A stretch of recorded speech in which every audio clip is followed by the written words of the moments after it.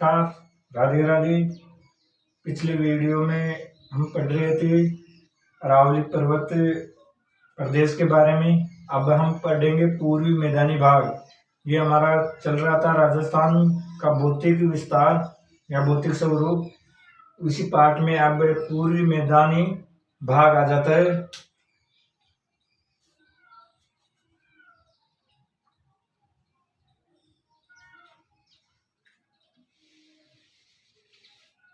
आज की हेडिंग रहेगी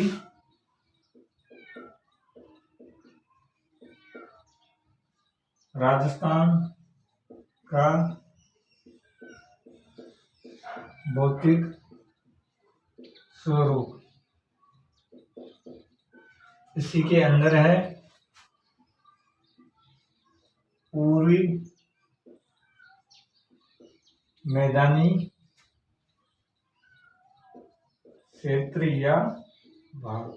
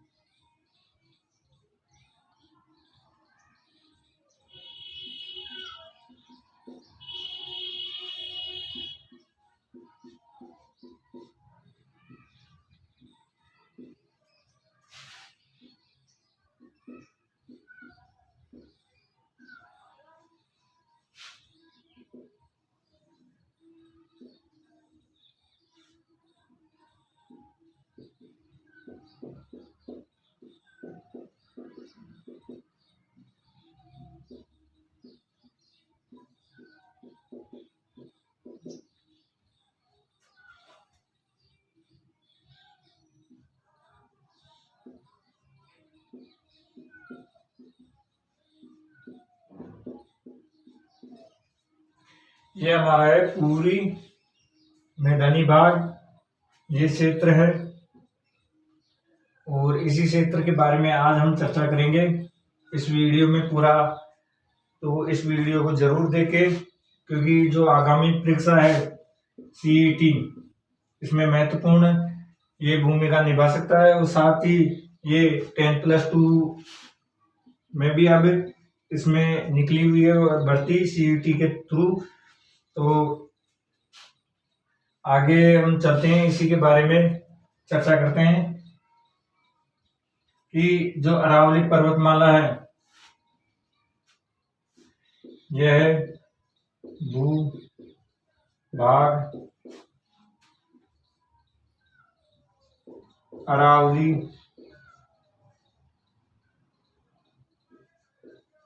पर्वत क्षेत्र के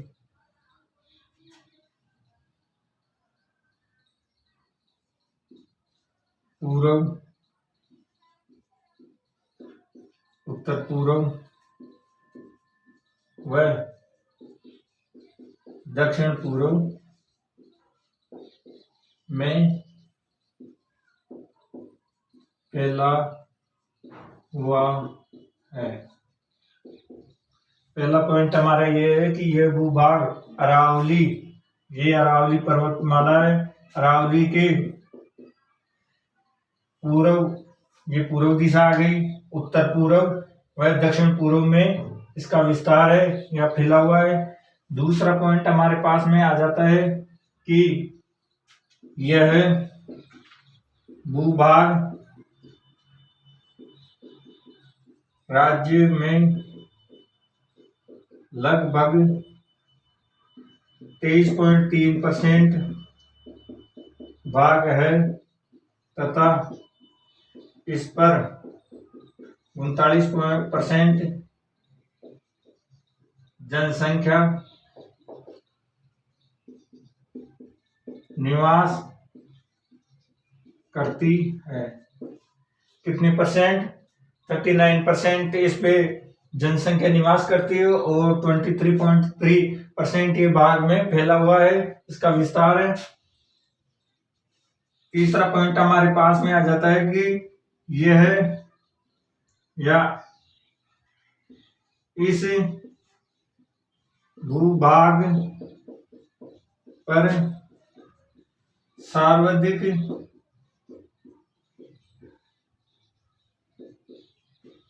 जनसंख्या घनत्व है। इस भूभाग पर सर्वाधिक जनसंख्या घनत्व वाला ये प्रदेश है। चौथा हमारे पास में पॉइंट आ जाता है कि इसमें कितने जिले हैं। इसमें यह 8 जिलों में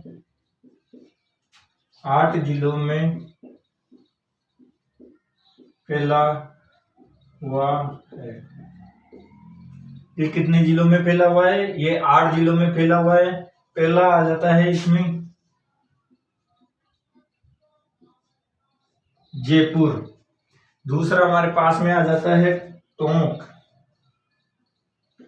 फिर आ जाता है सवाई माधोपुर।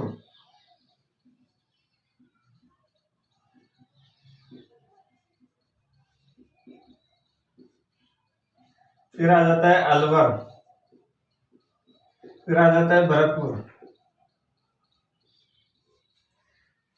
फिर आ जाता है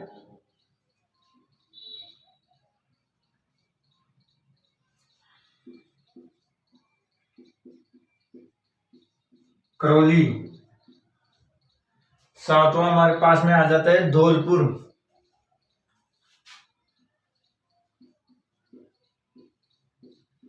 और 8वां हमारे पास में आ जाता है अजमेर। इन 8 जिलों में इसका विस्तार है, ये फैला हुआ है।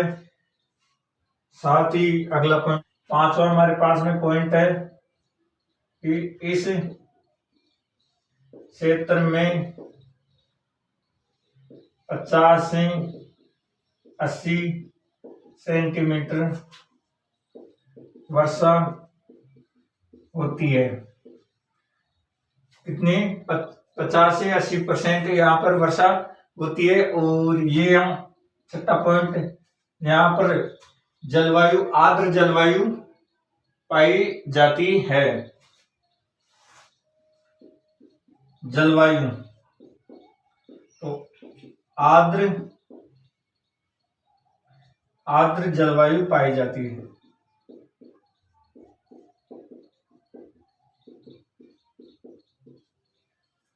आर्द्र जलवायु पाई जाती है। साथ ही यहाँ पर मिट्टी, सातवां हमारे पास में पॉइंट है मिट्टी।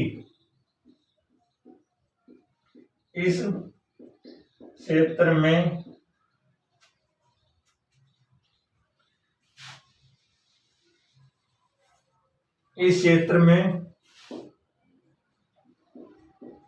जलोढ़, दोमट मिट्टी पाई जाती है। 8वां हमारे पास में आ जाता है पॉइंट कि नदियां। तो इस क्षेत्र में कौन कौन सी नदियां बहती है? नदियां तो पहले आ जाती है चंबल, फिर आ जाती है माही, फिर आ जाती है बनास, फिर आ जाती है बाणगंगा। ये 4 नदियां यहाँ पर बहती है इस क्षेत्र में। और 9वां पॉइंट हमारे पास में आ जाता है कि इस क्षेत्र की जो केवल एकमात्र नदी है माही, जो कंबागत की पहाड़ी में गिरती है।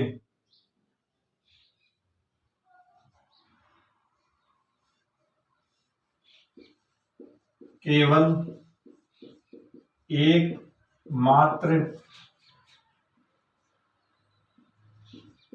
नदी है जो कंबागत की खाड़ी में गिरती है।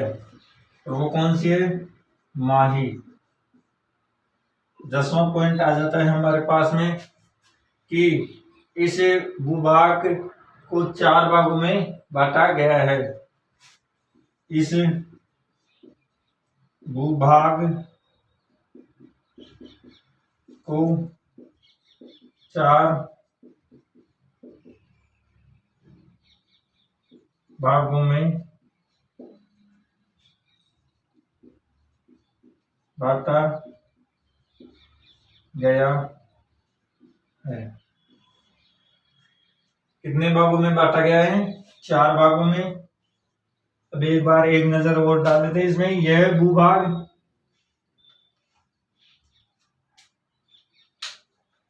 यह भूभाग अरावली पर्वत क्षेत्र के पूर्व, उत्तर पूर्व और दक्षिण पूर्व में फैला हुआ है। दूसरा पॉइंट हमारे पास में यह आ जाता है कि यह भूभाग राज्य में लगभग 23% 0.3% भाग में फैला है तथा इसी पे 39% जनसंख्या निवास करती है। इस भूभाग पर सर्वाधिक जनसंख्या घनत्व है। और चौथा पॉइंट यह है 8 जिलों में फैला हुआ है।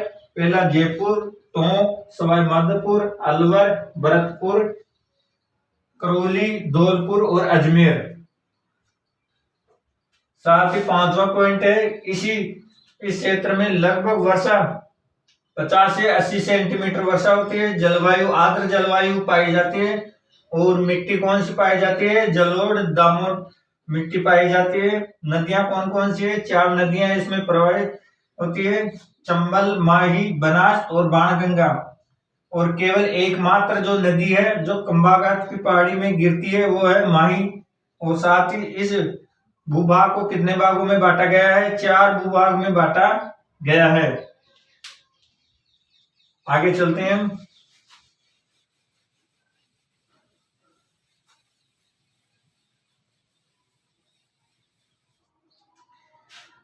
नवा पॉइंट था इस क्षेत्र को 4 भागों में बांटा गया है। कौन कौन से हैं? पहला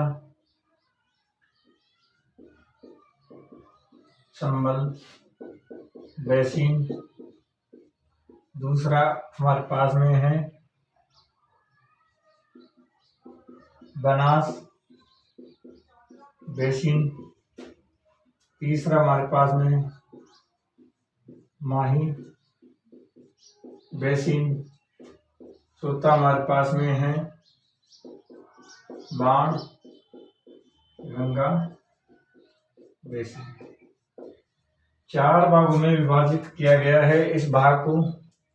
और तो पहला हम ले लेते हैं चंबल बेसिन। चंबल बेसिन में क्या क्या है? तो पहला पॉइंट आ जाता है हमारे पास में चंबल नदी के प्रवाह क्षेत्र के मैदान को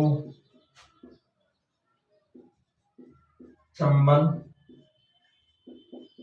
बेसिन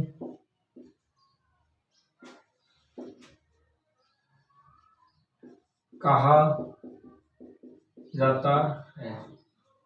क्या कहा जाता है? चंबल बेसिन कहा जाता है। हमारे पास में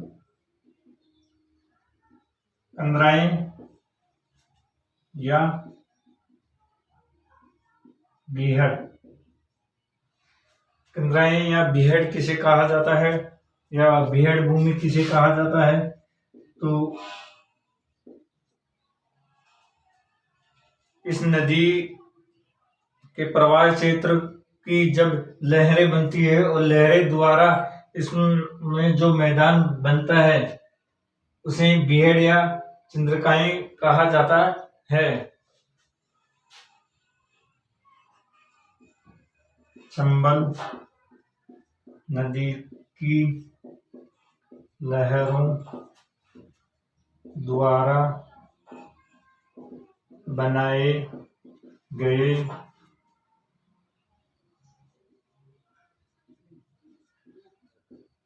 भ्रमरियों को कंदरकाएं या बीहड़ भूमि कहा जाता है। यानी कि जो ये ऐसे आते हैं उबड़ खाबड़ ये लहरें, तो लहरें द्वारा ये बनाया गया मैदान को बीहड़ भूमि कहा जाता है। फिर यहाँ पर पेड़ पौधे उग जाते हैं। उसको तीसरा पॉइंट हमारे पास में है इससे संबंधित कि जो कंदराएं द्वारा निर्मित भूमि को बीहड़ कहते हैं। इन कंदराएं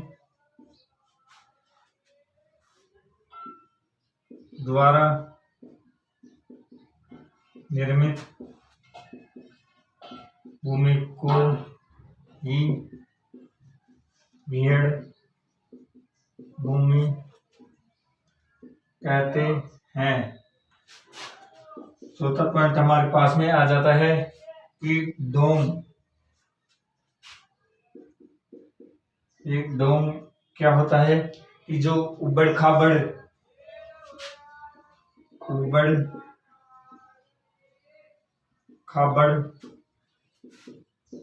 भूमि को डोम कहा जाता है। पांचवा पॉइंट आ जाता है कि खादर क्या है। तो खादर 5 से 30 मीटर की गहरे गड्ढों को खादर स्थानीय भाषा में खादर कहा जाता है। यानी कि 5 से 30 मीटर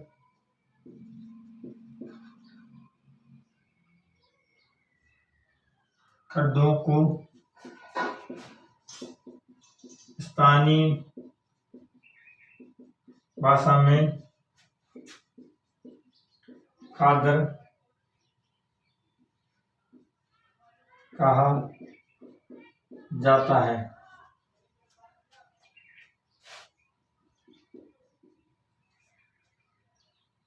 फिर आ जाता है हमारे पास में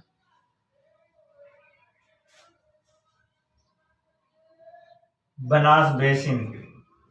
अगला पॉइंट हमारे पास में आ जाता है बनास बेसिन। उससे पहले मैं आपको बता दूं कि इस क्षेत्र को 4 भागों में बांटा गया है: चंबल बेसिन, बनास बेसिन और माही बेसिन और बाणगंगा बेसिन। जो चंबल बेसिन है, चंबल नदी के प्रवाह क्षेत्र के मैदान को चंबल बेसिन कहा जाता है। कंदकाएं बीहड़ भूमि चंबल नदी की लहरों द्वारा बनाए गए भरमारियों को कंदकाएं या बीहड़ भूमि कहा जाता है। इन कंदकायों द्वारा निर्मित भूमि को ही बीहड़ कहा जाता है। डोम उबड़ खाबड़ भूमि को डोम कहा जाता है। और खादर जो 5 से 30 मीटर खड्डे को स्थानीय भाषा में खादर कहा जाता है। इसी के साथ में अगला पॉइंट आता है हमारे पास में नदी द्वारा बनास नदी द्वारा बनाया गया मैदान बनास बेसिन कहलाता है। एक तो ये हमारे पास में पॉइंट आ जाता है। दूसरा पॉइंट हमारे पास में आ जाता है कि बनास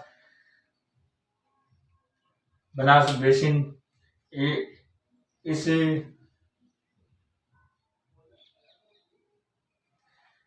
दूसरा पॉइंट हमारे पास में आ जाता है बनास बेसिन। यह बेसिन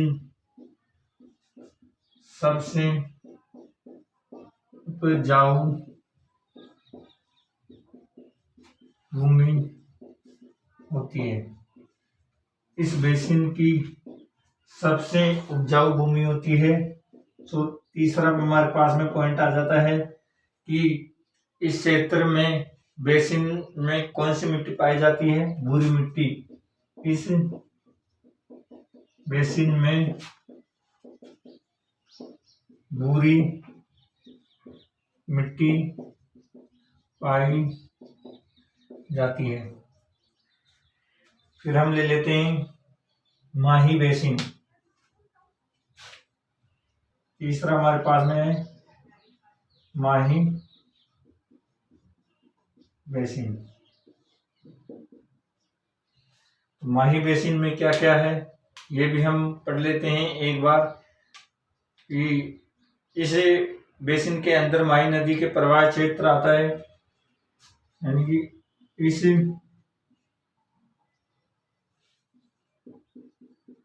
बेसिन में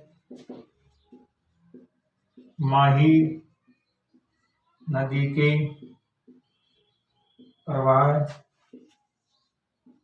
क्षेत्र आता है। पहला पॉइंट हमारे पास में आ गया। दूसरा पॉइंट क्या है कि इस बेसिन में प्रतापगढ़ और बांसवाड़ा में 56 का मैदान स्थित है।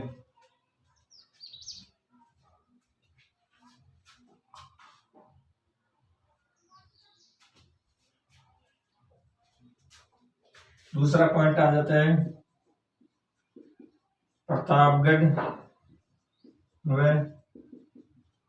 बांसवाड़ा में 56 का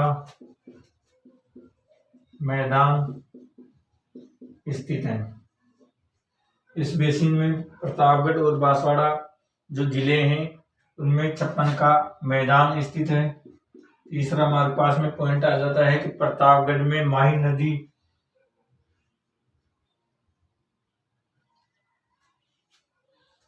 के किनारे को कांठल कहा जाता है। तीसरा हमारे पास में आ जाता है प्रतापगढ़ में माही नदी के किनारे को कांठल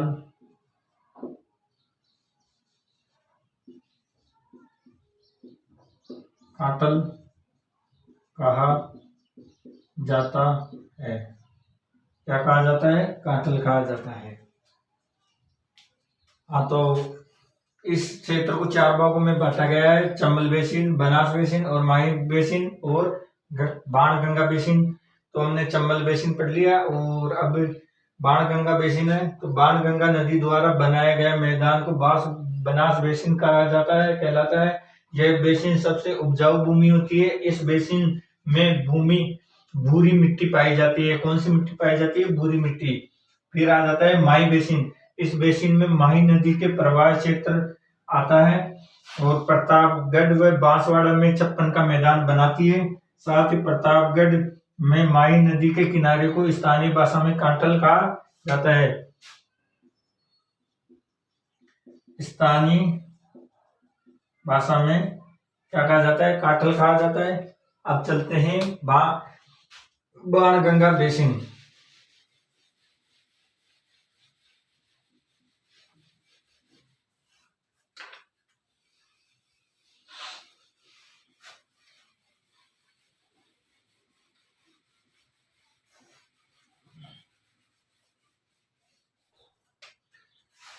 चौथा पॉइंट हमारे पास में है बाणगंगा बेसिन या मैदान। यह मैदान दक्षिण में मेवाड़ का मैदान व उत्तर में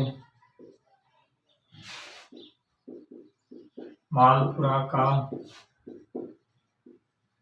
मैदान कहलाता है।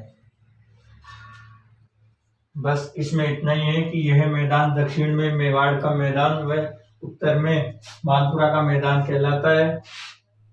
अब आ जाते हैं अन्य पॉइंट क्या क्या है। तो अन्य पॉइंट इसमें यह है कि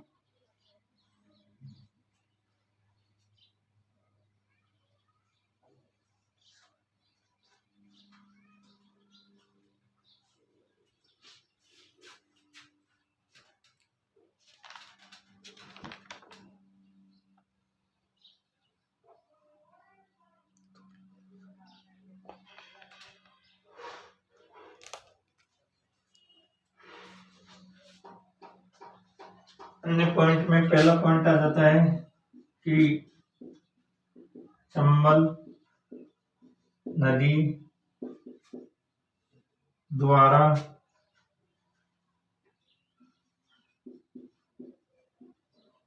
धौलपुर व सवाई माधोपुर जिले में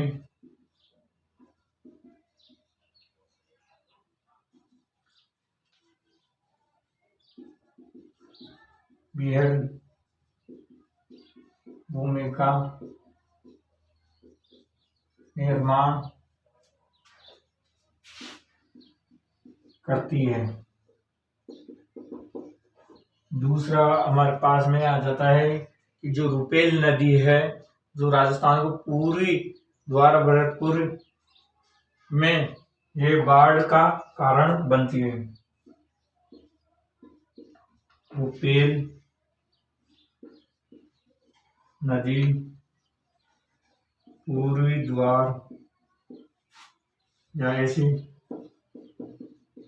राजस्थान का पूर्वी द्वार कौन सा है? भरतपुर में बाढ़ का कारण बनती है। तीसरा पॉइंट हमारे पास में आ जाता है कि यहाँ की जलवायु की दृष्टि से जलवायु की दृष्टि से चंबल बेसिन उष्ण कटिबंधीय